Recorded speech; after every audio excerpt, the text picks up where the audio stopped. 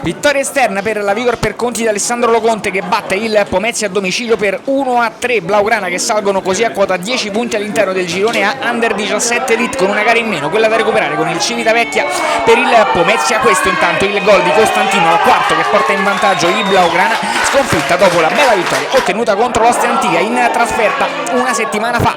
Blaugrana che poi proseguono l'azione offensiva rischiando anche il raddoppio in avvio di gara.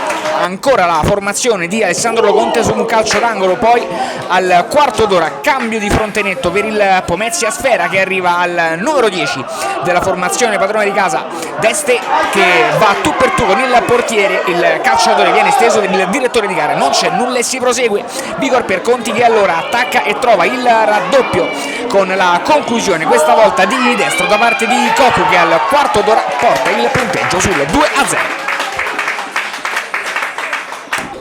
Pomezia che prova a scuotersi con il calcio di punizione di Ciapetti sinistro, che termina però sul fondo. Ancora Vigor per conti pericolosa sul lato destro del campo, cross all'interno dell'area di rigore, cross basso, conclusione che viene deviata in corner dall'estremo difensore dei padroni di casa. Da calcio d'angolo arriva il terzo gol in favore dei Blaugrana, colpo di testa di Anconitani, e al 34esimo il punteggio è 0-3.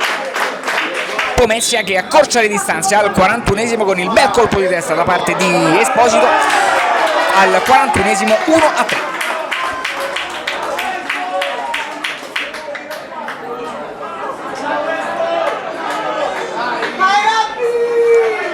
Vigor per conti che parte anche nella ripresa, Pomezia che invece si scuote dopo il gol trovato. È proprio Esposito a fare l'azione successiva in favore della formazione padrona di casa, cross all'interno dell'area di rigore, conclusione che poi viene deviata dalla formazione pometina. Ancora Deste prova a mettere il pallone al centro, la conclusione però da parte di Orrea termina sul fondo. Vigor per conti invece pericolosa su calcio di punizione, cross all'interno dell'area di rigore e traversa piena presa dalla formazione di Alessandro Loconte. Ancora Vigor per conti pericolosa, chiusura perfetta da parte del difensore del Pomezia che mette il pallone in corner. Ultimo brivido è il calcio di punizione di Deste, destro alto sopra la traversa, poi triplice fischio.